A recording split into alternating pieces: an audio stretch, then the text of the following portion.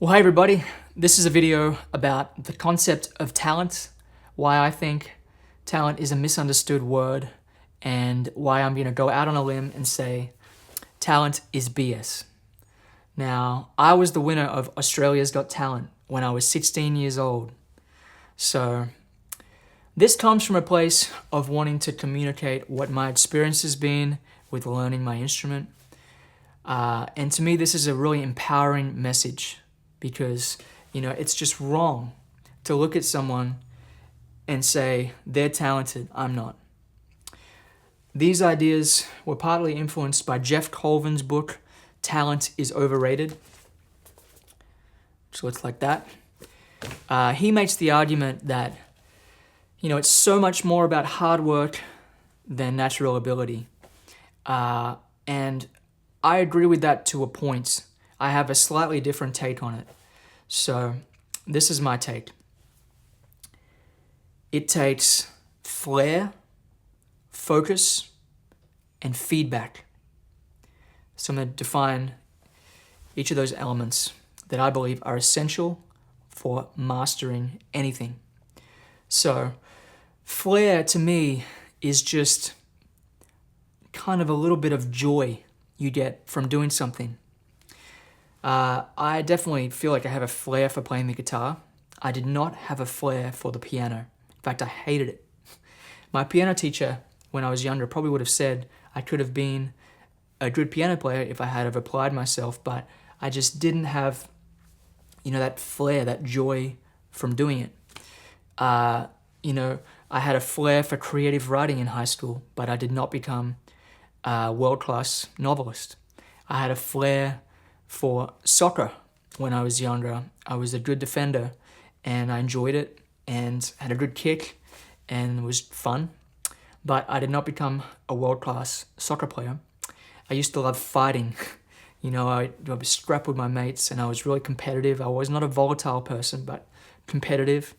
And I used to scrap with my brothers and just enjoyed that. I was always the youngest kid in my grade.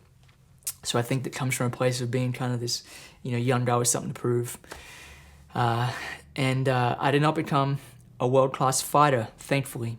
But I did become a world-class guitar player, and that's because I focused on it relentlessly. I'm talking absolute obsessive guitar practice, guitar playing, deliberate, focused practice for years. I've been doing it probably, I'm about to turn 29, so almost 19 years of obsessive, focused practice, diligent practice, working on the guitar. Now, and that ranges from getting up at 4 a.m., taking a cold shower and practicing for 4 hours like I did this morning and like I did throughout much of my teenage years, to, being 12 years old and going to, the local pub where there'd be someone playing the guitar, and I would sit there and jam with them and poke them on the shoulder and say, what chord are you playing? What chord's that? How do you play the riff for Sweet Home Alabama? Being just super focused and determined to figure out how this instrument works. The other element is feedback. Now that to me is, it's encouragement and it's mentors to show you kind of how it's done. And, mentors can be virtual, they can be books. I read so many books, and I have so many people who I feel are mentors, ranging from everyone from Benjamin Franklin to, Elon Musk, people I read about. But feedback, I think, is a better word because you need to have a positive environment. You need to be encouraged. If I was in a third world country, I wouldn't be able to focus on that thing that I had a flair for. So I think the feedback is really important. My parents were always really encouraging, and I had a great environment. I was really blessed in that sense. Not a lot of distraction. We were, it was kind of this farmhouse with concrete floor, tin roof. It was pretty hard Scrabble living, to be honest. but it was a wonderful way to grow up. My parents are really intelligent, loving people, and they really encouraged me to play music. They never forced me to play. It was always just my own desire to figure this thing out, because I was hungry to be somebody, to make something of myself, to show the world what I could do. I just had this inner sense that that was the right thing for me to be doing. And I did not lead a normal life. I do not lead a normal life. Most people do not wake up at 4 a.m. and practice. But it's what I love to do. It's what I feel is the best way for me to go all in on my one thing. And I think that's a really empowering message, because everyone has a flair for something. Everyone has interests. And, you have to use some good judgment in saying, okay, I'm interested in this thing, but it's not something that I could visualize myself doing with my life. And everyone has a conscience and has an inner daemon, as Socrates would say, that you can refer to and say, is this what I should be doing with myself? And for me, the answer with regard to playing the guitar and creating music was just yes, yes, yes, yes, yes, yes, yes. This is my one thing. This is what I should be doing with myself. That is what it takes to be great. It's not, he's talented, I'm not. It's flair, focus, and feedback. It's such a beautiful thing. I love music. I love figuring out playing more than ever. I've taken some big risks in my life for music, whether it was, moving to a different country alone at 18. I moved to Nashville. They gave me a big wad of cash on that Australia's Got Talent show. And by the way, I'd played 1,000 concerts before that time. So there was a lot of work, time, focus, love that went into my playing before they labeled me as talented. And I'm flattered when people call me talented, but I'm also a little bit offended because it dismisses, the work and all the hours of passionate figuring, the instrument out. When I would wake up at 4 a.m. as a teenager, and I'm talking 13, 14, I'd have a chart on my wall. Every 15 minutes was working on a different concept. It was very deliberate practice. So it would be everything from left-hand exercises to right-hand exercises to learning, jazz songs, to learning fingerstyle songs. I had a library of instructional DVDs and VHS tapes that I bootlegged from people. I didn't have a lot of money. I used to copy them. I'm talking from guitarists like Danny Gatton, Eric Johnson, Tommy Emmanuel, Chet Atkins, Jerry Reed, listening to Merle Travis and Emily Remner and Tony Rice and Brian Sutton and, so many great people, Brent Mason, so many great people who, allowed me to see what they were doing and figure out what they were doing. And I used to wake up every day and eat my cereal in front of, Danny Gatton's videos. And those became a wonderful source of feedback for me, as did playing a lot of gigs, playing a lot of concerts. And, Australia has a culture of people going out to the pub and having a pint and, hanging out, playing music. It's kind of a little bit probably what it's like in Ireland or in the UK. And, I used to hang out at the pub, with my parents sometimes, because a lot of their friends, that was kind of the social thing, the social place you'd hang. And I'd take my guitar and I'd play for people and I'd ask what they'd think and I'd practice. And, I remember being on vacation when I was young with my brothers and my sister. And I used to go around and busk at like the caravan park we were staying at. I'd say I'd play Sweet Home Alabama if you give me 25-cent coin. So I'm just always really passionate about music. People will comment on my videos or say to me, it's a God-given gift. And I really agree with that in a sense that I feel the more time I've put into my instrument, the less my conscious mind gets in the way. And the more I can just channel my inner musical spirit from my soul, from my heart, that I feel is handed down to me from my ancestors. And I feel like I just don't understand that. I don't know where that comes from. So it's God-given in that sense. And my circumstances were such that I was able to focus. I've been pretty healthy. However, I eat like an athlete. I treat myself like an athlete because that's how to get the best results from my music. I don't eat a normal diet. I don't live a normal life. I'm very focused on that as well. And, so my circumstances were a big part of it. Well, they were critical, but it's not God-given in a sense that, I remember when playing the guitar was really difficult. Some days it's still difficult. I really struggle with it.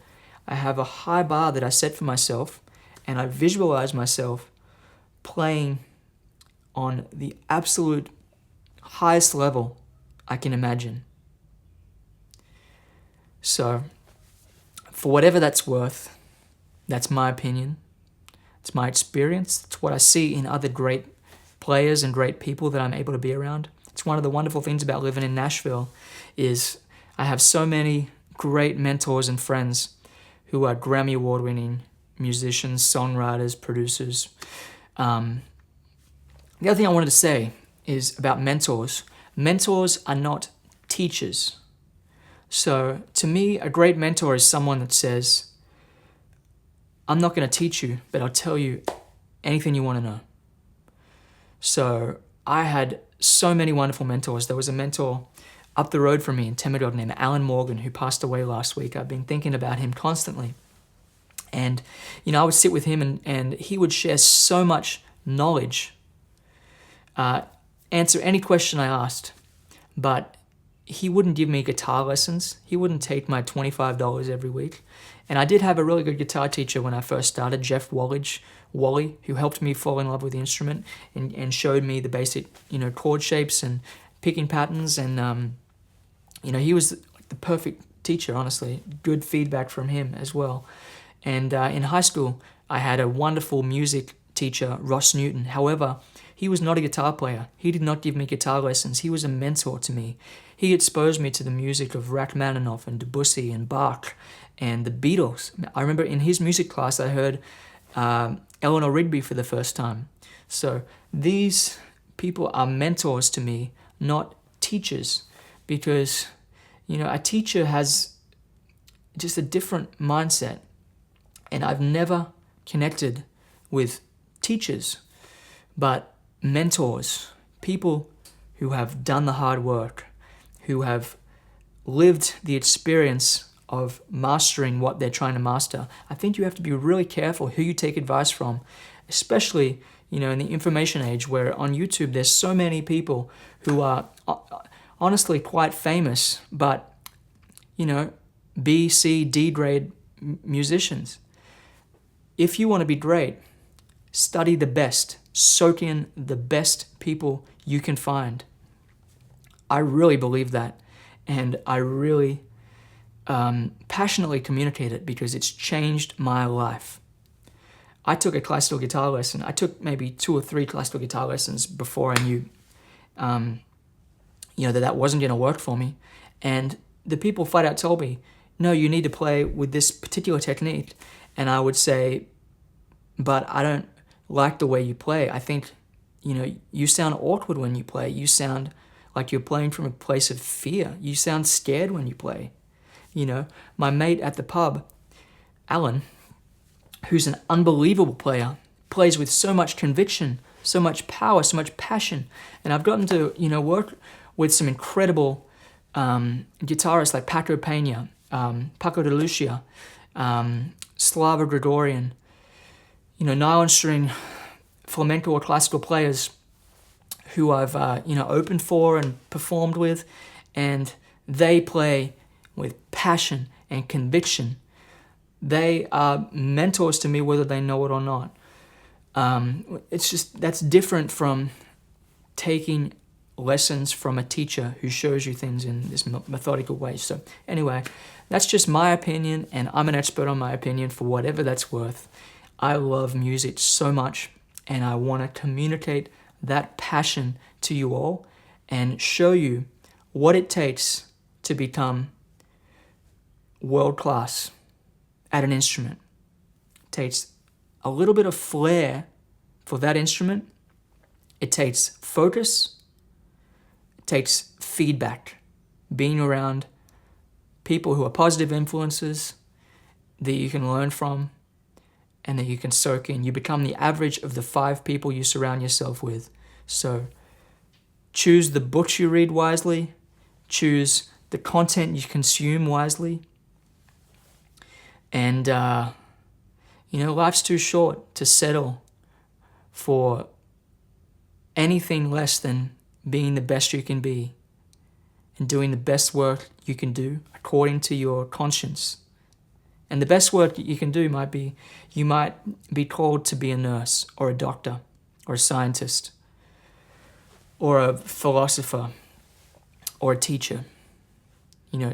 School teachers have a really important role, and I had some incredible school teachers, so I'm not disparaging teachers. However, I think, my experience with music and with everything I've learned, to be honest, I didn't go to college. I'm an autodidact. And as Nassim Taleb, one of my favorite, thinkers ever, says, only the autodidacts are free. So everything in this world is what you make of it. And there's so much wonderful information and inspiration out there. It's not a case of this person having talent, this person not being talented.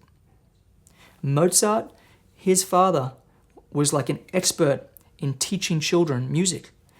Tiger Woods, his father, was an expert in coaching people how to play golf in the perfect way. John Williams, the incredible classical guitarist, considered by many to be like the guy with perfect technique. He said it's all because his father taught him correctly. In a sense of being a mentor. It's not about just being super gifted. It's about that flair, focus, feedback. Having those positive influences around you, focusing. You can't do everything in this world. There's a wonderful book by Gary Keller called The One Thing that really changed my life and really recalibrated my sense of priority in life, and it feels so good. It feels so right. It feels intuitively what I'm meant to be doing. So, talent is BS. Flair, focus, feedback is what it takes to be great at something.